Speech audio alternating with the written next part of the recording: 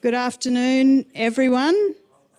Thanks for being here at this excellent session after quite a long and intense day. How's everyone feeling? Yay. So we have a very special conversation now. It's intentionally not a panel, it's a conversation. It's a conversation between the three people on stage and us, the audience, as the fourth participant in this conversation. The session is Sovereignty, Identity and Climate Change, and we have three amazing speakers. And I will introduce each of them and read out their bios so that you can locate them in context. So Taylor Broadbent is a citizen of the Cherokee Nation. She holds a bachelor's degree in letters, constitutional studies from the University of Oklahoma, and is pursuing a master's in public policy and management at the University of Melbourne. She has extensive policy experience, including roles at the United States Bureau of Indian Affairs and the South Central Climate Adaptation Sciences Centre. Taylor was an author on the US Global Change Research Program's fifth National Climate Assessment and served as a congressional intern for United States Senator Mark Wayne Mullen. She's a recipient of the US Fulbright Scholar Anne Wexler Scholarship in Public Policy and the Stuart and Morris Udall Foundation Scholarship, and was a Rhodes Scholarship finalist. Currently, Taylor serves as the Women's Officer for the University of Melbourne's Graduate Student Association. And Taylor is passionate about Indigenous governance, civic engagement and gender equity in her free time. She enjoys reading, watching sports and spending time with her friends and family. So welcome, Taylor. Thanks for being here. We have Makkaillah Ridgeway, who's a Gamilaroi Wurrumai woman. She works as the Administration Officer at the Indigenous Eye Health Unit here at Melbourne Uni. She has assisted the unit in developing and implementing health promotion initiatives, webinars and conferences regarding information on eye health delivery and outcomes within the Indigenous health sector. Makkaillah is currently studying public health at the University of Melbourne, and her current professional involvements are assisting the CEO of the First Nations Eye Health Alliance, Secretariat for the Conference Leadership Group of the NATSE conference, which you can explain to everyone what it is, and there's a bunch of other acronyms in the final sentence of your bio. So welcome and thanks for being here. And thirdly, we have Sarah Bear, is a member of the Nagutkuk First Nation and is of Wolastoq and of mixed European descent. She holds an honours Bachelor of Arts with a double major in History and English from the University of Toronto. She's currently pursuing a Master in Public Policy and Global Affairs at the University of British Columbia and has been studying on exchange at the University of Melbourne. So we have three master's students. She has worked in education settings both abroad as an English as a second language teacher in South Korea, and also in Canada, where she has worked extensively with Indigenous communities and students in broadening the Indigenous education field and supporting Indigenous learners. She also previously worked for Nagutkuk's Education Department to assist in the creation of the policy guidelines for post-secondary education. Her policy and research interests lie in Indigenous sovereignty and self-determination, Indigenous education and continuing to implement the Truth and Reconciliation Commission's calls to action in policy. So welcome, Sarah. You can hear from those bios, which I've read in full because the three women on stage wanted to locate themselves in their context. You can hear from those bios that we have First Nations people from what's now known as Australia, the US and Canada. So it's a really fabulous and diverse group that we are invited to join in conversation. So the conversation will be facilitated through you raising your hand, and a microphone will be run over to you. We're not doing Slido for this session either. Shall I hand over to the three of you? Thank you and welcome. Osio, Dejadoa, Taylor. Hello, my name is Taylor. I'm a citizen of the Cherokee Nation, which you guys just heard. I want to start off today by acknowledging the Wurundjeri people of the Kulin Nation, whose unceded lands we are meeting on today. I would like to pay my respects to their elders, past and present, and as an Indigenous woman myself, I would also like to pay respects to my ancestors of the Cherokee Nation, whose sacrifices and perseverance has allowed me to come to this country as an ambassador for my people and my culture.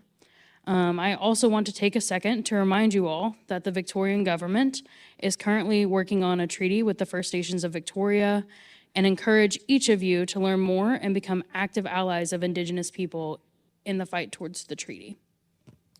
Do you guys want to introduce? I'm going to let Sarah and Makkaillah also introduce themselves really quick.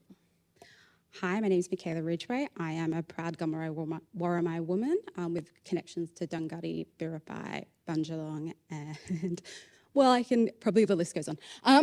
But I would like to also pay respects to elders past and present and the custodians of the lands we're on today, the Wurundjeri people of the Kulin Nation. A bit more of this. Yes, that's pretty much me. I'll pass on to Sarah.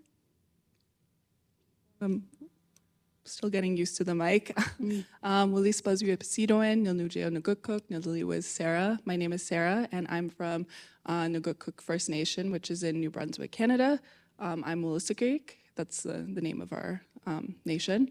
And I would also like to acknowledge the custodians of this land. I'm very grateful to be here in Melbourne. It's actually my last couple of weeks here before I go back to Canada. And yeah, I'm just so thankful to be here and for this opportunity. Yeah, so we've all submitted some pictures of our lands, some things that remind us of our cultures, of our homes. And we're going to be playing those pictures on a continuous loop for about the next 10 minutes, just to sort of position you guys to think about where we're from, where we see as our country, those sort of things. But this only works if you all are active participants in this conversation. We have about 8 different prompts of things to talk about. But we really want to hear from you all and have you guys direct the conversation. So feel free at any time to raise your hand, ask us questions if you need us to explain something, definitions, any of those sort of things. We would be more than happy to do that. This is about you guys' learning as much as it is from our learning. In a yarning circle, it's all about learning from each other and learning together. So you guys are the 4th theoretical chair in front of us. So. We want to start with talking about sovereignty and what sovereignty means to us and how do we conceptualize it. I want to start with a quote from Dr. Amanda Cobb Greetham. She's a Chickasaw Nation woman, and she was one of my mentors at the University of Oklahoma. She's now a professor at the University of North Carolina. She says that at base, sovereignty is a nation's power to self-govern, to determine its own way of life, and to live that life to whatever extent possible, free from interference. This is no different for tribal sovereignty, which by and large shares the attributes and characteristics of sovereignty as contextualized above. Native nations are culturally and distinct peoples with recognizable governments, and in most cases, recognizable and defined territories. The sovereignty of Native nations is inherent and ancient. So I always try to position myself with that quote when I start to talk about sovereignty and what it means to me. As a citizen of the Cherokee Nation, it's important to me that my government is a separate governing entity. It's a place where I'm a citizen of. It's just the same to me as being an American citizen. I consider them equal in my eyes. And they are both governments that I actively participate in. And it's really important to me because my ancestors fought so hard to preserve that government for me and keep our sovereignty. And so I think that's where I want to start with a conversation about sovereignty. Do you, Makkaillah, you want to chime in? Yeah, so I think it's really important to first start with sovereignty was never ceded in these lands.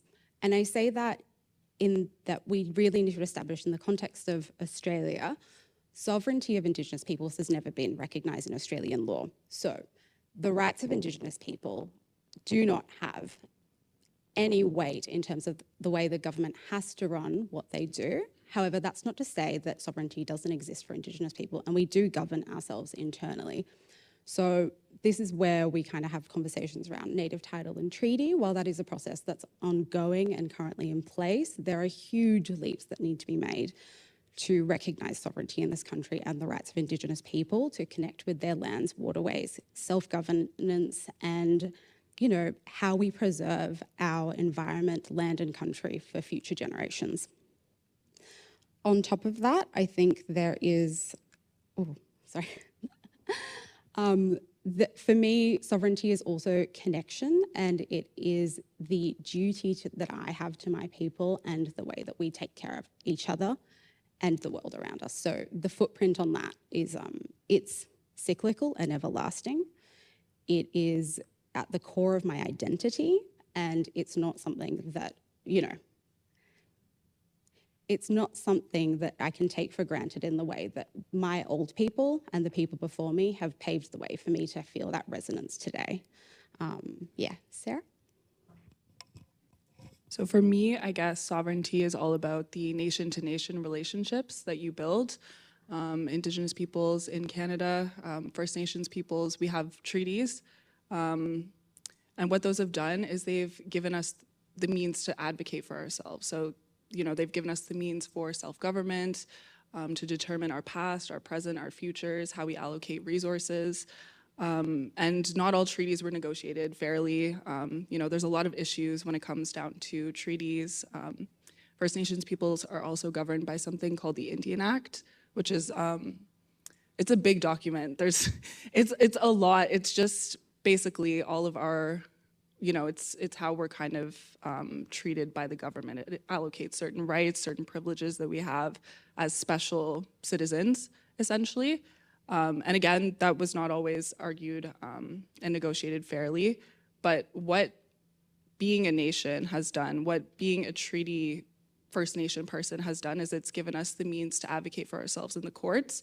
So a lot of Supreme Court cases have happened in Canada where the government was not giving, whether it be provincial or federal, they were not giving us the rights that were negotiated in the treaties as nation-to-nation partnerships.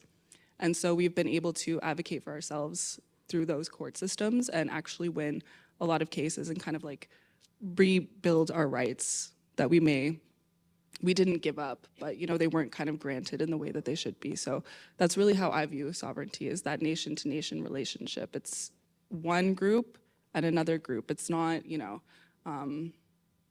that's how I perceive it. Thanks. Makkaillah, I'm gonna pose this next one for you to start with. What is identity to you, and how do you see yourself in your community? So I think identity for me really lies in connection to community and the people around me. And that does exist in the Indigenous context, but it also exists in me being in the world around me. It's deeply connected to place. It's deeply connected to the environment and the climate around me. Indigenous identity is so deeply intertwined with, at least in this country, the concepts of country. And as an Indigenous concept, that is your place, where you're from, my people have existed for thousands and thousands and thousands of years and continue to exist. It's a perseverance, it is a resistance, and it is my place. My place in that is also to make sure that that pride and the understanding of culture and knowledge is passed on to those that come after me. So again, I'll speak again on preservation. I'm so lucky to come from a family that has continued connection to country and identity, because so many other Indigenous peoples have had that dispossession of land and culture. And I say that speaking of, stolen generations, the moving around of people. And it is a very forceful and violent act of colonization that was done. and it had a purpose to it, but there is survival and there is perseverance to that. So, you know, I think there's a huge mark of pride that comes with identity for me. But yeah, place, land, culture, family, huge part of it. I wouldn't be where I am today without my family, that's for sure. So yeah. Which I'm sure it's the same for both of you as well in some ways. I think we all come from very proud families that really pass on those messages as well. Very proud Indigenous families. Identity to me, you know, I am first and foremost Cherokee. I'm not first and foremost Native American. I'm not first and foremost Indigenous. I'm first and foremost Cherokee. And for me, that is a very important distinction. There's been a rise in this idea of pan-indigeneity, and I think that concept has really devalued and minimalized our culture, and made us seem like we're one entity, or like we're one group of people. You can go to one Indigenous group and they'll speak for everyone on the table. But I am Cherokee, and to me, that means that I hold Cherokee values. I uphold our Cherokee Constitution.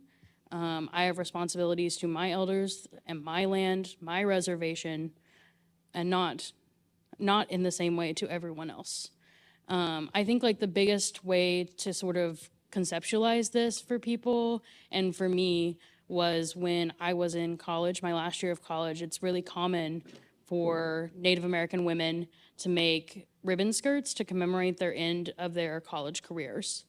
And ribbon skirts actually come from us, from our sisters in Canada. But I got to that point and, you know, I was like, you know, I would rather do something that's more culturally tied to being Cherokee.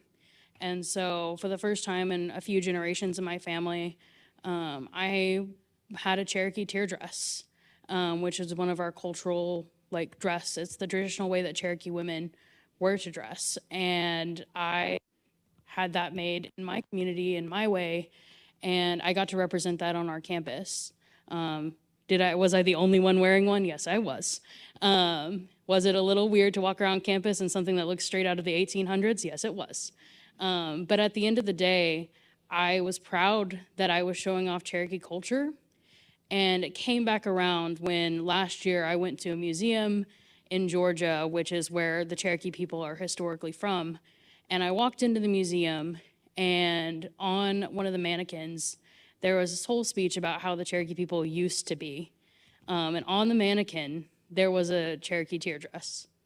And that really set it in context for me that I was the continuation of my culture. And that it was a big deal that my identity had survived the erasure or movement of my people from Georgia to Oklahoma, which I think I have a map circulating somewhere in there about the removal of Cherokee people. But Sarah, you have thoughts on this? I do, of course, yeah. So for me, my identity is my family, 100%. They are the people that I go home to when I go home, and they are on the land. We are the land, right? Like that is what it is. My identity is a niece, a sister, you know, my aunties, like that's who we are. And there's a picture actually circulating of the baskets that we make. That's a huge thing in my family, is we make these baskets out of ash. And we can find it, I guess, yeah. And I really love that the two, there. I love that the two are side by side, because that's my grandfather making a basket, and then that's my dad and my brother. And my dad, he's getting kind of old, so what you do is you pound the ash and it can take hours. Like, you need to pound it to get to a specific thinness so that you can bend it and make the baskets out of it. So he was gonna do it all himself, but you know, he's getting a little old. He was getting a little tired, so my brother took over. But as you can see, like, he had to supervise. He was not about to let it, you know, he had to be there, and he was there. My nephew came over, one of my other brothers came over, one of my nieces came over, and so it turned into like an afternoon of just us sitting together, watching the process unfold. And so things like this is my identity. It means so much more than just the finished product of the basket. You know, it's that time that I got to spend with my family and sitting there with them and listening to their stories and being on the land together, because it starts from collecting, the ash itself, like it starts in the forest, and they have stories tied to that. And so you get to hear all the funny stories about like your brothers doing dumb things in the woods together while they're like collecting their ash. And it's such a communal process that's so inherently tied to the lands that's just who I am. That's how I relate to the world, I guess. Yeah. And I guess going off of that about our connection to land, I guess I want to ask you, how does climate sort of interact with your cultural identity, and where do you see that for yourself? So for me, we are river people. Those are my people. So our lands are at the intersection of two rivers.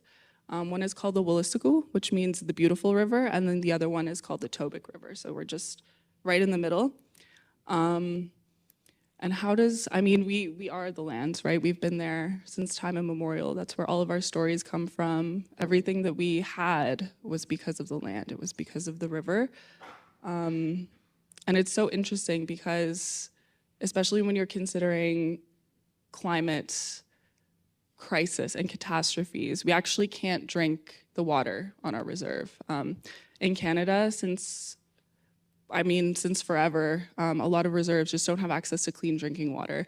And so to me, when you think about that, you think about the fact that we're literally at the intersection of two rivers. We can't drink from those, and then we can't even drink from the water that comes from our taps. So I think a lot about how things beyond our control have kind of impacted our communities in regards to climate, and how we navigate those systems and how we ensure that we continue to do things in a good way when so many resources have been depleted, not because of us, but we just happen to be there and they're being depleted. So how do we navigate that system, and how do we continue to feed ourselves and do what we need to do traditionally, and live on our climates, because we've been caring for them for so long that it's just, yeah. So that's kind of how it intersects with my identity, I would say. Makkaillah, you want to jump on that? Yeah, I think it's quite similar in that for Indigenous people here, it's very much that we are the land, we come from the land, and we'll go back to the land. If you take care of country, country will take care of you.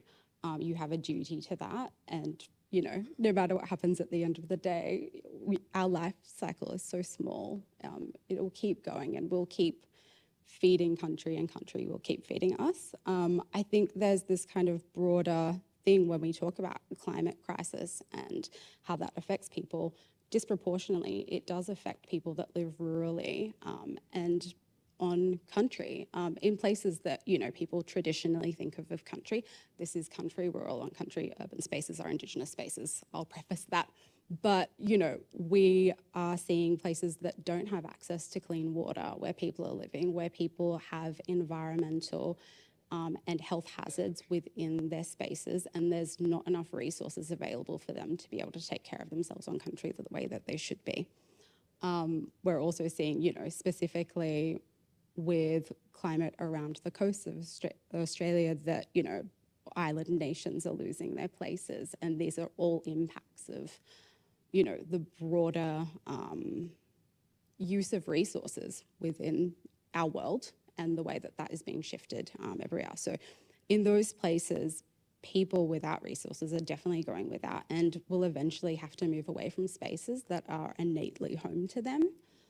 That's not to say that, people will stop being there, but it does mean that people can't manage the land the way that they have for hundreds and thousands of years.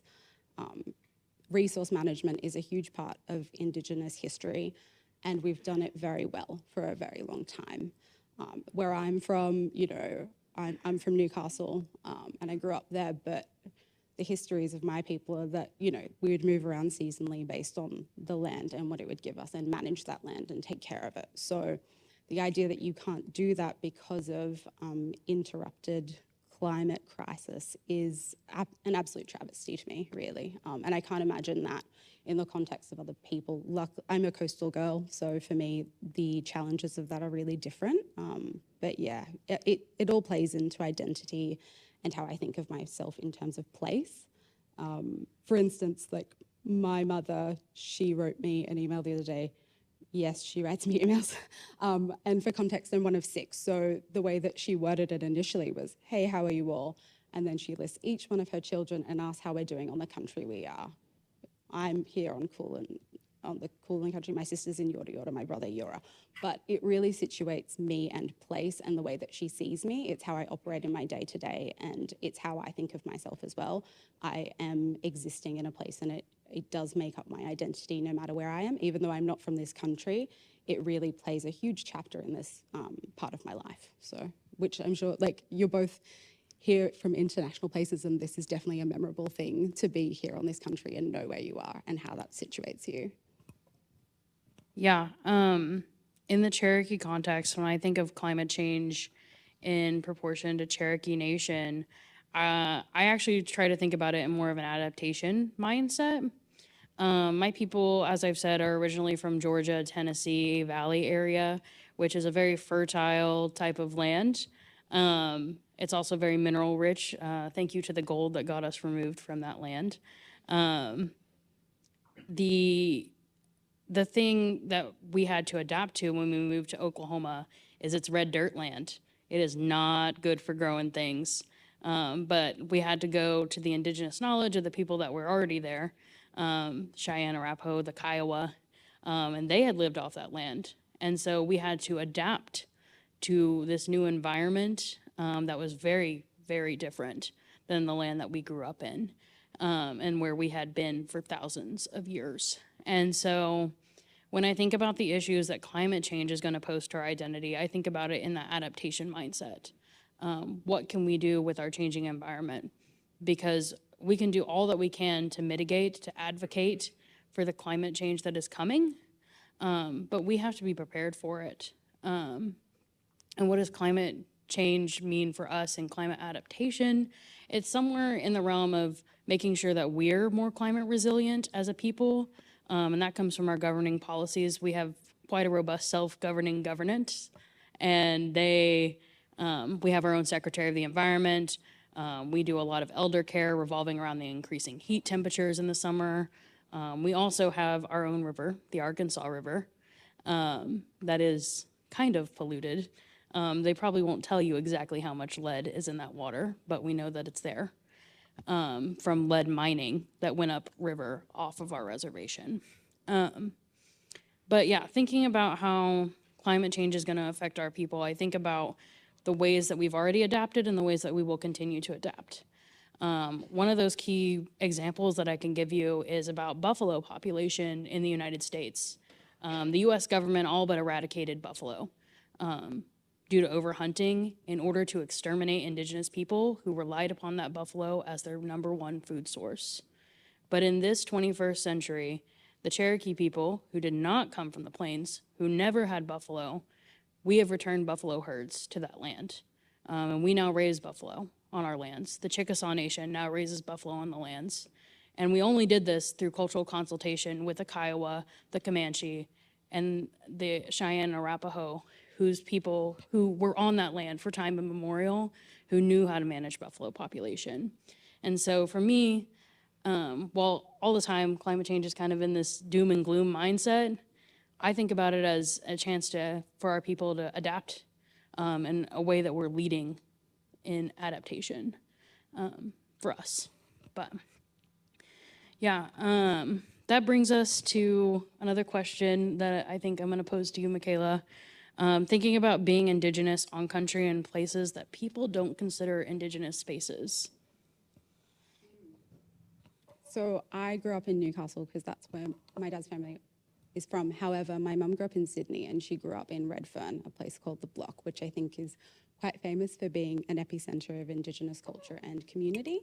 It was the first Aboriginal medical centre that was put in place to take care of Indigenous people. And within that context, I grew up believing deeply that Indigenous spaces are urban spaces, because that's what I was seeing around me. It was not until I grew up and I started understanding other people's perspectives on this that didn't grow up in those places and didn't go to those places because they were seen as a bit dangerous or a little bit risky, that wasn't how people viewed cities or urban landscapes. So that was a really kind of watershed moment for me in discovering my path to understanding the effects of colonization. So yeah, for me, urban spaces have always been that, but I do understand that a lot of people don't think that way. And I think that's something that really needs to shift, because we exist in these spaces and create community, and that is the goal of most Indigenous peoples that come to urban centres, because a lot of us, don't come, I'm not from Melbourne, but I do come here and I do seek community, and I do want to have spaces where I feel welcome and comfortable. And for that, we do need to create spaces that are community focused, that are accessible, that have open green spaces. I love to see that are walkable. All of these things I think promote community and coming together and creating spaces for that. So yeah, I think it's this great fallacy in terms of colonization, in that people think it had an end date, but it doesn't.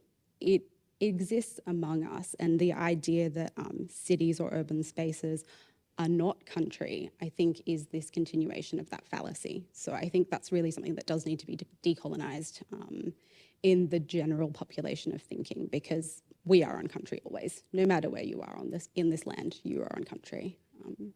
Is that kind of a similar view of ideas of urban spaces in country where you're from as well? I would say in the United States that no, people do not think about it when they're in big cities. When you go to New York City, I don't think anyone knows what Indigenous people were originally in New York City. Or Los Angeles, even though there's reservations less than 30 minutes away from Los Angeles. Probably actually closer than that. But I got off the plane in Atlanta, which is where the Cherokee people are ancestrally from.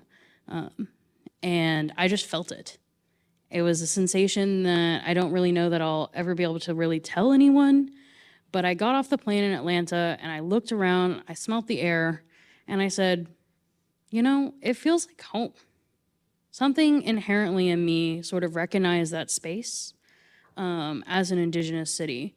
And it's really kind of sad because it has one of the lowest Indigenous populations in the entire United States as a city, but is originally the home of the Cherokee, the Muskogee Creek. And our settlements are just about 20 minutes outside of Atlanta's center. You can go to the Cherokee's original homelands, go the opposite way, go to the Muskogee Creek's original homelands, where our culture is still there. Our monuments are still there. And, I think that was a really powerful moment for me to really understand that even in the urban spaces, even if it's not recognized, it still is there for us. Our culture didn't disappear just because we got taken from it. The land still recognizes us. And when it comes to Oklahoma, the second largest city in Oklahoma, Tulsa, is on an Indian reservation. There's over 1 million people that live on an Indian reservation Indian meaning Native American, reservation in Tulsa, Oklahoma.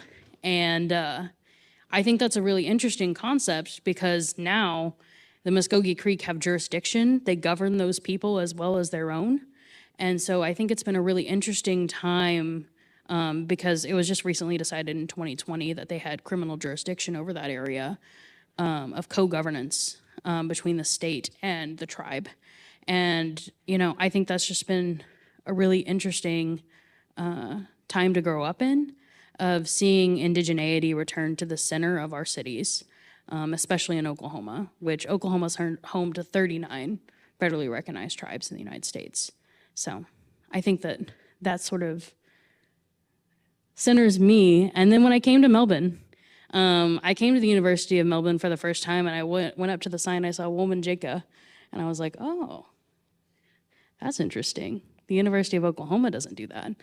And then I found places on campus that were specifically for Indigenous students. And while we had that at Oklahoma, it was different. You know, I saw ways that they were making community here in a space where their tribes are not always right there next to them.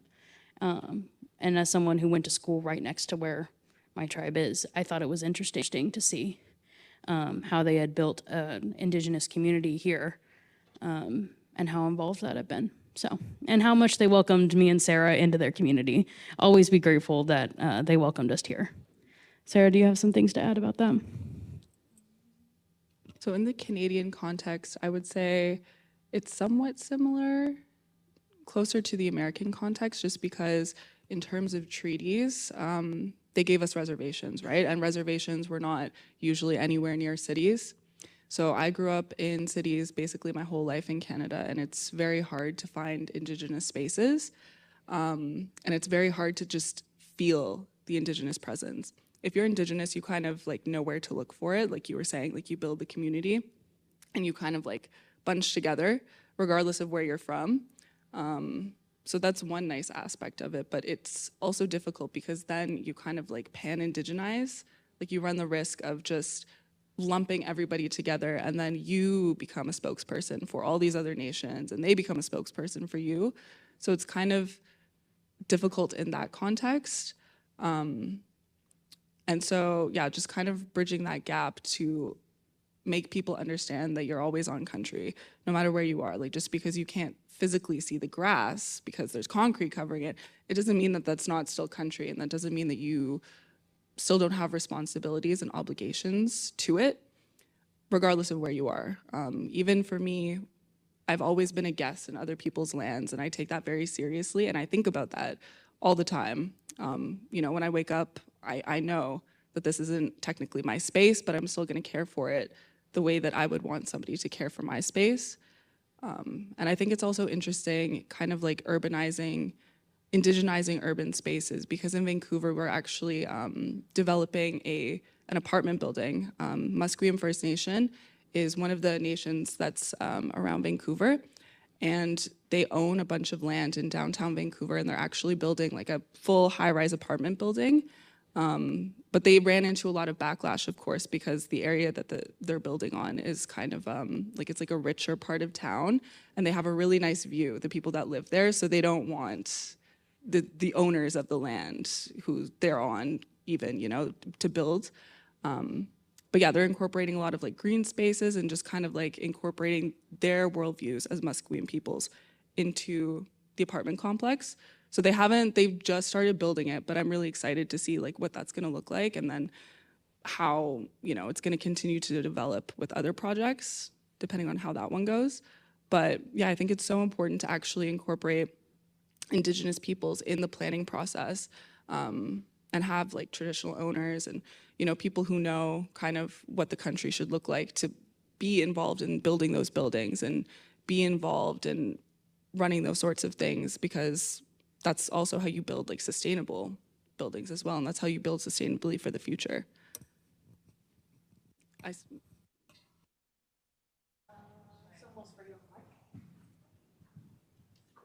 Thanks. Taylor, Makkaillah, Sarah. I'm also a Sarah, Tokaya. Thanks so much for your sharing. Hearing several expressions about a certain discomfort or unease about pan-indigeneity, and asking from the positionality of someone of Danish and English and Japanese ancestry who grew up on Ohlone land and currently live on the traditional lands of the Orang Laut in present-day Singapore. Wanted to ask if you had anything to share with us about what you think and or how you feel about people who are so far removed from traditional ancestral ways of being. I notice a trend, even in conversations amongst built environment professionals, of kind of this seeking for Indigenous wisdom, Indigenous knowledge, Indigenous learning. So what are your thoughts and feelings about that seeking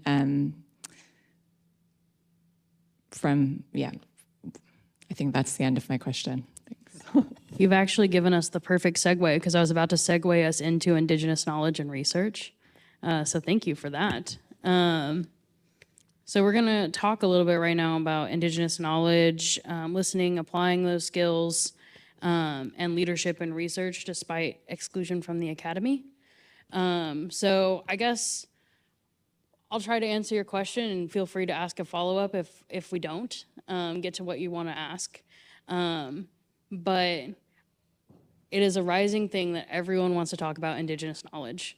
Everyone wants to know what they want to include Indigenous perspective, whatever they think that means, into their work. And I have two pieces of advice that I think I'm going to give to every single person who says that they want to include Indigenous people in their project. I guess I'll actually give you three. But one is need to make some budget for it. A lot of time people just come to Indigenous people and are like, tell us everything you know, but then you are not going to get anything out of it for yourself or for your people.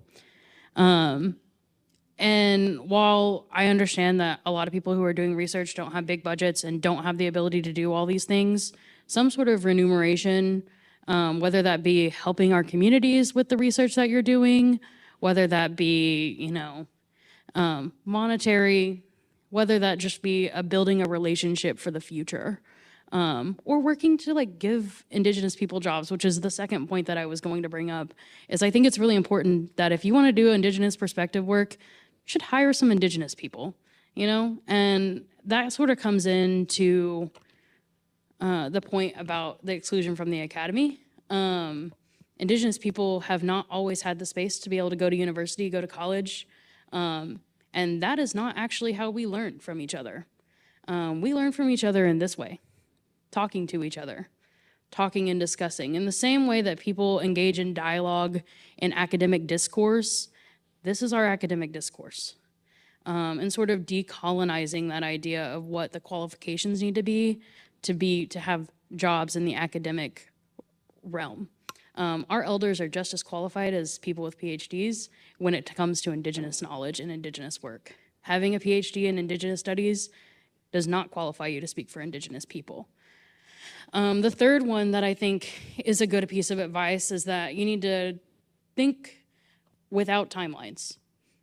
People always are like, they come to you and they're like, hey, in the next month, I need you to tell me everything you know about colonization and how we can rethink the entire school structure. And you're like, oh, great, that's a great timeline that you've set for me. And that happens all the time. People will come to Indigenous people with the shortest timeline you have ever seen to come up with something that is both traumatic to think about, because you're having to go through the process of colonization again, how to explain it to other people, and then how you're going to use it for whatever purpose that you've set out to do. And so I think that if you sort of follow those sort of things, as well as building relationships, I think we're all going to talk about that. But the number one thing that you can do if you want to work in Indigenous spaces is to build relationships with Indigenous people and not make those relationships for the sole purpose of taking something from them. Build those relationships with the idea that you want to build community with Indigenous people. And yeah, I'll let you guys sort of add on that, see what you think. Let's go. Yeah, I'll go. I think about when we're looking to incorporate Indigenous perspectives in the work we're doing. And I work in a space that does that a lot, in that I work in Indigenous health policy. It's so important to seek Indigenous perspectives on doing that, but I think understanding cultural load is a massive thing. And I think when you look at when you're seeking information, it's so important to recognize that there's a lot of information already out there. A lot of people have done the work to put into places where this research is available, and it might not be directly related to the context that you're working in. However, use that as a building block. And once you've kind of got the ideas of what Indigenous values and perspectives and worldviews would do to change the work you're doing and how you can incorporate that, I think it's so important to bring it back down to the local level and be like, okay, here's what we're working with. How can we make it work where we are? Obviously, it's not a one-size-fits-all thing, and I think that's so important as well to harp on about. But there are so many different people and nations within this country. I think it's, IATSIS did a map about it in 1994. However, there are growing populations and the map does look different now. So I think that's worth it. But it's upwards of 434. So each one of those nations and those people will have different perspectives on how they want things done on country. So I think, do the research. It's out there, it's available, but you can't just expect to show up to a local council and say, tell me how to do the thing. I want to do it good. They're not going to have time for that. They are so overtapped and over-resourced in making everything else happen for their community. And it's so important that relationship building does happen so that that can happen in an easy and effortless way. So yeah, relationships, so important. It has to be reciprocal. You're not building something that is for us beneficial, you're building something that is for us beneficial. It's going to benefit you and your communities as much as it benefits us as Indigenous people as well. I would say get on the land, just go out and be on the land, obviously with, somebody who knows the customs and the cultures of the land, but especially when it comes to not pan-indigenizing, the best way to do that is to find out whose land you're on and, actually sit there and take the time to actually learn what it means to be on that land and learn what it means to take care of that land. And learn from the people who have been taking care of that land since time immemorial. Like, that's the best way you're gonna learn anything. And you can't pan-indigenize if you know that specific nation and you've been to that specific nation and you've sat on that land and you've been on that land and you've taken care of that land yourself, and then it's gonna change your entire perspective on how you're gonna take care of lands that you find yourself on wherever you go. And I've just gotten the 5-minute signal that we should be wrapping up. So I think this is a great time to go back to you all. This would be a great time to ask some questions. We're running up towards a break, I know, at the end. And so if you feel like you can't really ask the question out loud or you are a little nervous, we're gonna stay after and we're happy to talk to you on a one-on-one basis for a while.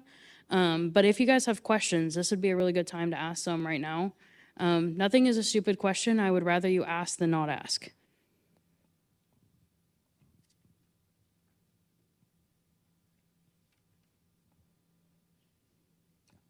Got one. Someone is brave.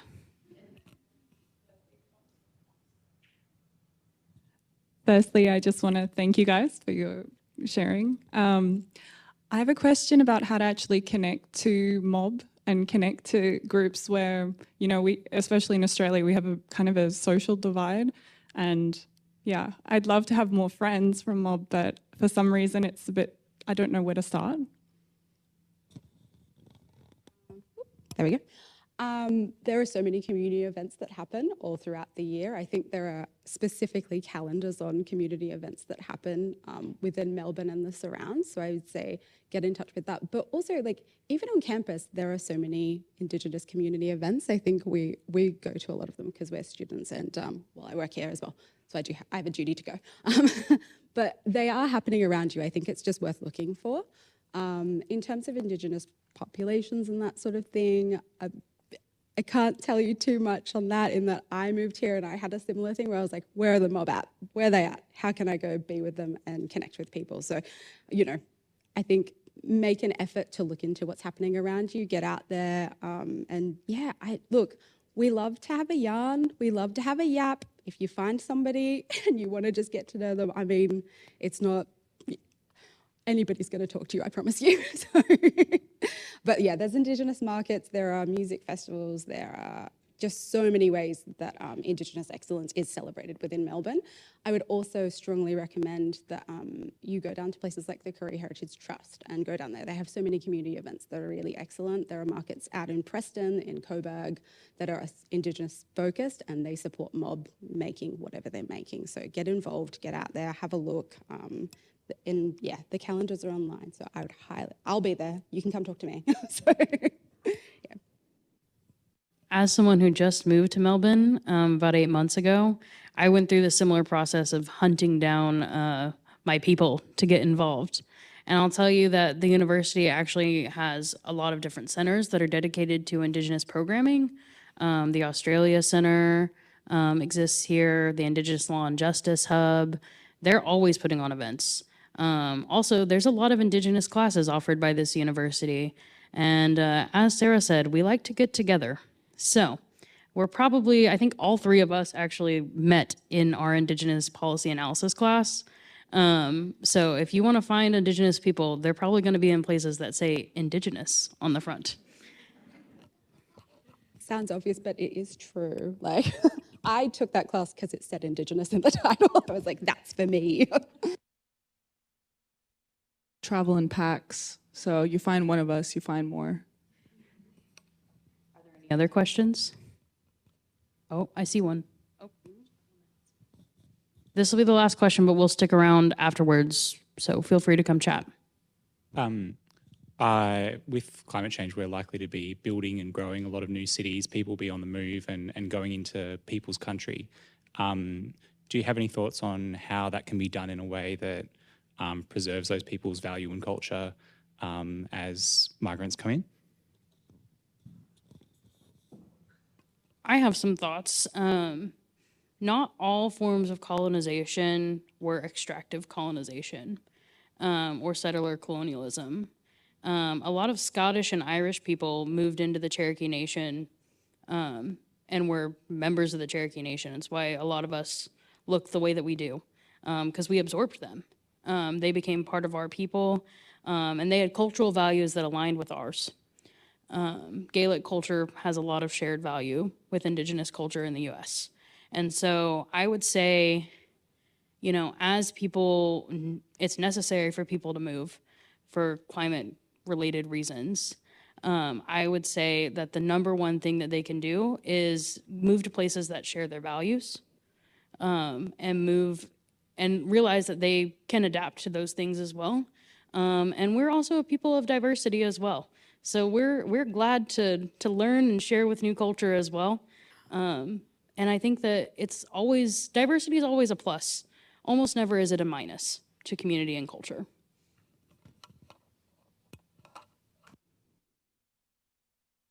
Thank you guys.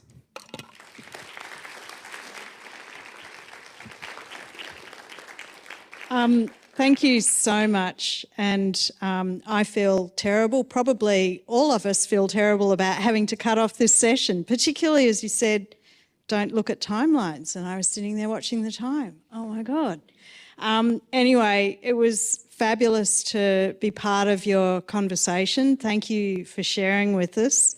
And I hope you all appreciated and learnt something new.